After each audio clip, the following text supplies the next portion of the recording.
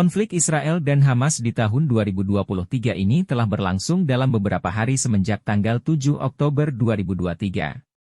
Dan sudah menelan banyak korban jiwa dari kedua belah pihak. Dalam konflik ini terdapat sudut pandang ataupun perspektif dari berbagai kalangan. Dan semua perspektif itu saya rangkum dalam video singkat ini. Apakah perdamaian hanyalah ilusi dalam menghadapi konflik Israel-Hamas? Dari jalan-jalan di Gaza hingga perkotaan Tel Aviv, gaung konflik ini bergema di seluruh dunia. Ini adalah pertanyaan mendesak yang menuntut perhatian kita, sebuah teka-teki dengan potongan-potongan yang tersebar di berbagai perspektif berbeda. Memahami perspektif ini tidak hanya penting, ini penting dalam pencarian kita akan kebenaran. Saat kita mendalami masalah yang rumit ini, mari kita dengarkan pendapat orang-orang di lapangan dan di seluruh dunia. Dari politisi hingga selebriti, tokoh masyarakat tak segan-segan mengutarakan pandangannya.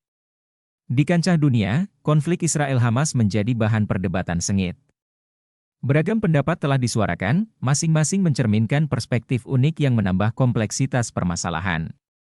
Misalnya, sudut pandang politisi internasional. Beberapa di antaranya vokal mengenai dukungan mereka terhadap Israel dan menekankan hak Israel untuk mempertahankan diri dari serangan. Mereka menggarisbawahi pentingnya menjaga perdamaian dan keamanan di dalam perbatasannya. Namun perspektif ini tidak bersifat universal. Politisi lain telah menyatakan solidaritas mereka terhadap Palestina, menyoroti situasi kemanusiaan yang mengerikan di Gaza dan perlunya solusi yang adil. Pindah ke ranah hiburan, para selebriti pun turut menyuarakan pendapatnya. Beberapa pihak telah menggunakan platform mereka untuk menarik perhatian terhadap penderitaan rakyat Palestina, mengadvokasi keadilan dan hak asasi manusia. Ada pula yang mendukung Israel dengan alasan hak negara tersebut untuk membela diri.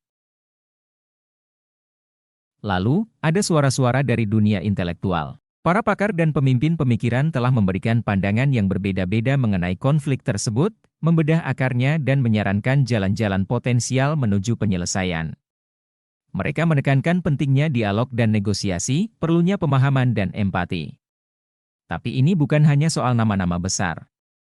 Aktivis dan influencer, orang-orang yang memiliki kekuatan untuk mempengaruhi opini publik, juga ikut serta.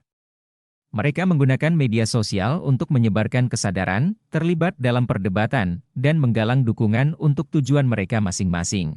Dan ini hanyalah puncak gunung es. Ada banyak suara lain di luar sana, yang masing-masing menambahkan lapisan baru pada wacana. Mulai dari pemimpin agama hingga pekerja kemanusiaan, dari jurnalis hingga seniman, perbincangan tentang konflik Israel-Hamas mencakup semua sektor masyarakat. Seperti yang bisa kita lihat, pandangan mengenai konflik ini sangat beragam, begitu pula dengan orang-orang yang terlibat dalam konflik ini. Tetapi bagaimana dengan warga biasa, mereka yang tidak menjadi pusat perhatian namun sangat terkena dampak konflik ini? Sekarang mari kita alihkan fokus kita ke masyarakat umum, mereka yang tidak berpidato atau menyusun kebijakan, namun hidup dalam realitas konflik ini setiap hari.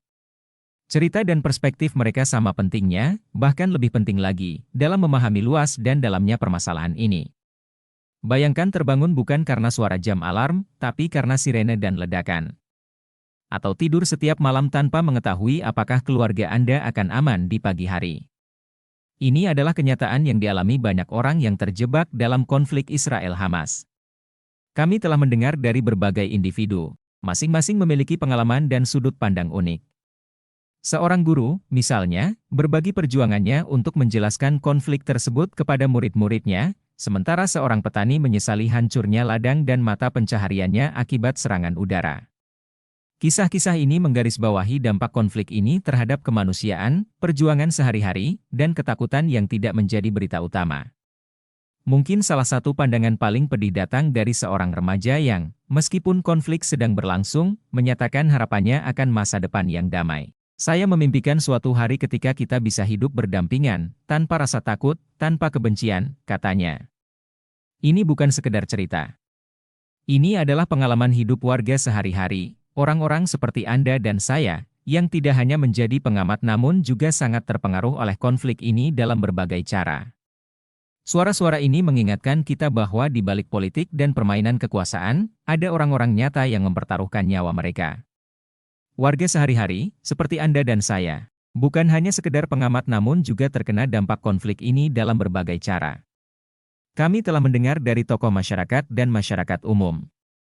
Jadi, apa dampaknya bagi kita?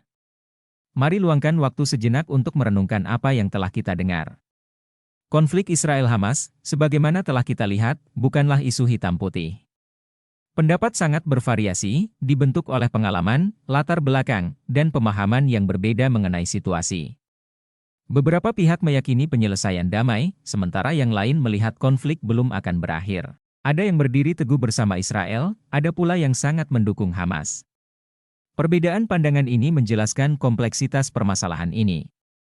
Dokumen-dokumen tersebut mengungkap kedalaman dan luasnya konflik, tidak hanya mencakup sengketa wilayah, namun juga menyentuh aspek identitas, agama, politik, dan hak asasi manusia.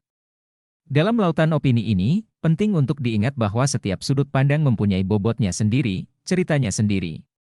Saat kita menelusuri beragam perspektif ini, kita mulai memahami besarnya dan seluk-beluk konflik Israel-Hamas. Meskipun jalan menuju resolusi masih belum jelas, memahami perspektif yang beragam ini membawa kita selangkah lebih dekat untuk memahami kompleksitas konflik Israel-Hamas. Itulah pandangan yang bisa saya rangkum dalam video ini. Terus, bagaimana tentang pandangan Anda? Terlepas dari sudut pandang kita masing-masing, mari kita berdoa agar akar permasalahan ini segera terkuak dan adanya solusi terbaik bagi kedua belah pihak tanpa ada pihak yang dirugikan. Terima kasih telah menonton video ini dan selamat beraktivitas. Jangan lupa subscribe ya.